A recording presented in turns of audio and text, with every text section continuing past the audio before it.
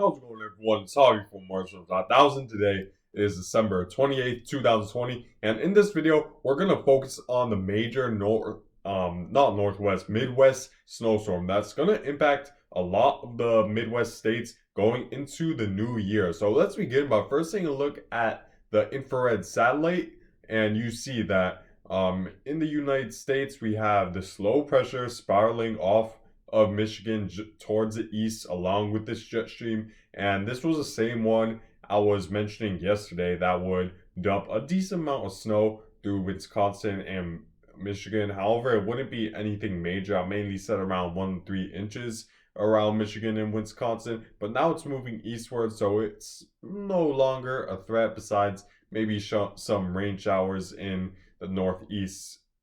And outside of this low pressure system, we also have this sort of upper level low that's moving through California now, as it has moved further southward from yesterday, because just yesterday it was just off the coast. Well, I wouldn't say just off the coast, several hundred miles off the coast of Canada, but now it's just moved southward at a pretty steady rate along with this ridge that's currently in the middle of the Pacific that's steering it further southward, and eventually it will turn eastward along with this jet stream, and it will bring a lot of cold air behind it, which will make that jet stream dip as it moves further eastward. And this is the primary low pressure that will eventually develop into the major snowstorm that will impact not only a lot of the Midwest states, but also a lot of the Rocky Mountain areas and the Rocky Mountain ranges, as well as the higher elevations of California, where you could see over a foot of snow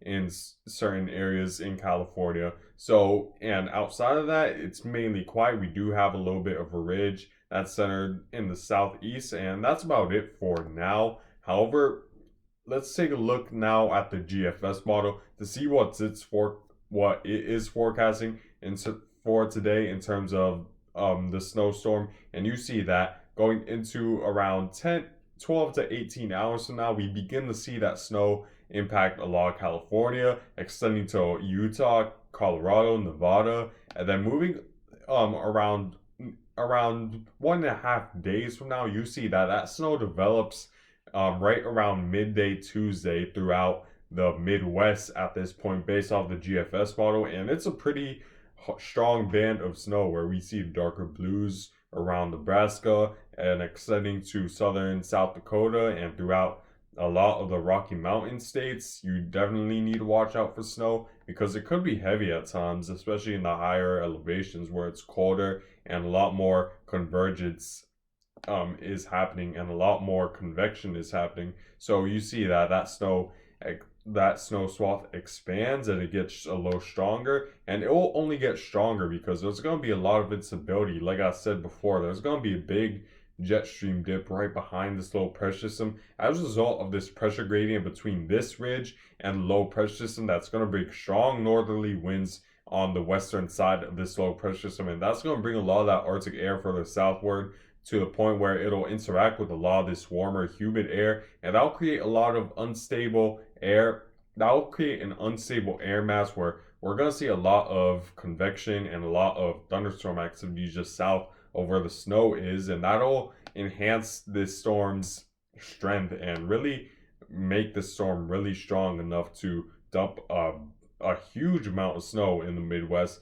It's not every day you see snow like this in the Midwest, so you definitely need to watch out. Even in the big city, this is not only gonna affect the northern Midwest states like Minnesota and the Dakotas.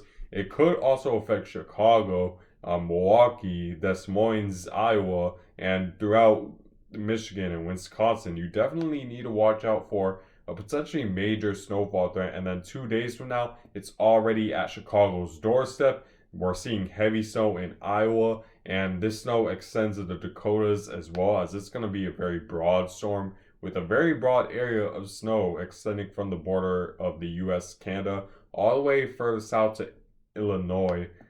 And you see that extending further in the days ahead, 60 hours from now. Eventually, that snow in Chicago changes over to rain, which may be good news for some, since it won't dump as much snow as let's say the northern states where it's going to be mainly an all snow event. And then by 60 hours from now, it should be begin to end at Des Moines. However, the snow should still be there, and there might be a little bit of mixing problems in Des Moines and maybe ice. So you need to watch out for that, even if you're not under the snow. And then throughout Wisconsin and Michigan and northern Michigan, you definitely are in the deeper snow fall bands. And then going into, I would say around 72 hours from now, around 3 days from now, most of the snow has exited the United States. And for a lot of people, it's mainly rain at this point, especially to the ones that are further south of the snow pressure system. And it's going to be a lot of people because this snow pressure system is going to move northward as a result of this dominating ridge on the eastern half of the United States. And that'll filter in a lot of that warm air further northward. So you could see well above average temperatures throughout the eastern half of the United States and those just south and I would say east of the low pressure system. However, on the western side of the low pressure system, you will experience a jet stream dip. So an Arctic blast is likely throughout the northern Midwest states. So you need to watch out for cooler temperatures in those areas. However, even as the main low pressure system departs, there's going to be a long extending band of showers and thunder showers extending from Canada all the way further south to maybe even Mexico, where you could see thunderstorm activity all throughout this area. So there could be a rainfall threat because there's going to be a lot of instability that'll create a lot of thunderstorm activity. And I want you guys to keep paying attention to this because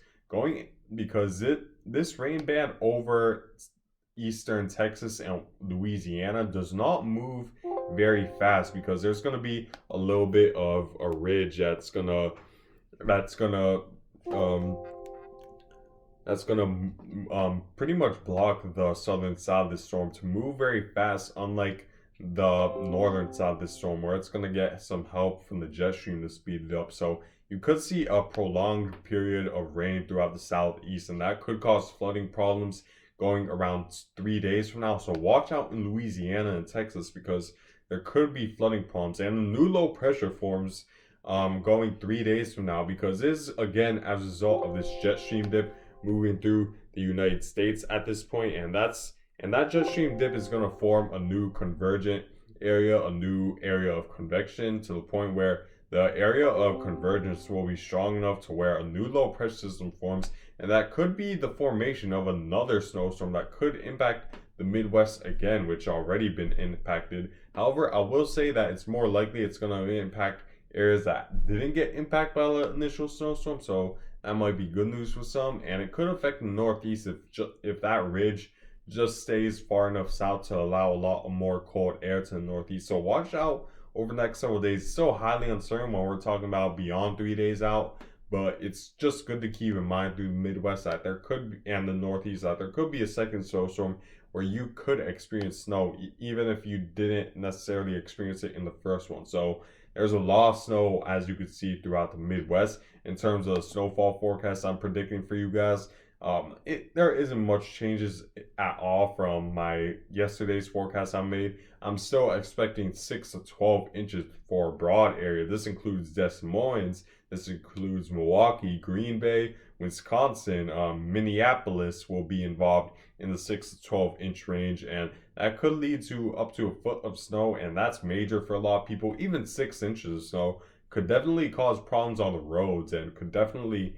be bring major impacts to a lot of people and affect the plans of a lot of people, especially during as we head into the new year, because this storm is expected to happen right around Wednesday, and that's very close to New Year's Eve, and yeah, it's very close to New Year's Eve, and that could cause problems in terms of the plans you might want to make, as you might want to reconsider some of your plans if you're planning to go out to get ready for New Year's.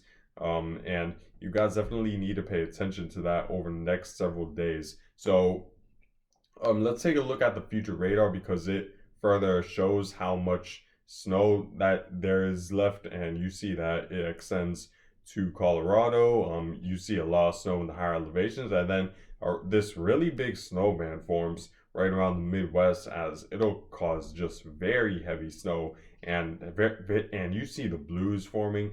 That means there's going to be a lot of heavy snow and high snowfall rates, and then behind it, you see a new area of convergence forms, and that'll form a new low pressure system later during the week on Wednesday going into Thursday. So watch out in the southeast because you could experience severe thunderstorms from the jet stream dip and a lot of rain as a result of that. So definitely keep that in mind over the next several days. So you might be asking what could change the forecast for you guys. Well, it really all depends on how much cold air is behind it because like I said, before, if the cold air behind it isn't as strong, then it's more likely that jet stream won't be as pronounced, and that means that this storm will mainly take more of a straight easterly direction rather than a more northeasterly direction, and that could mean that more areas could, more of the southern states could get impacted by snow, and the northern states will be impacted less. However, I would say in that scenario, it's a lot.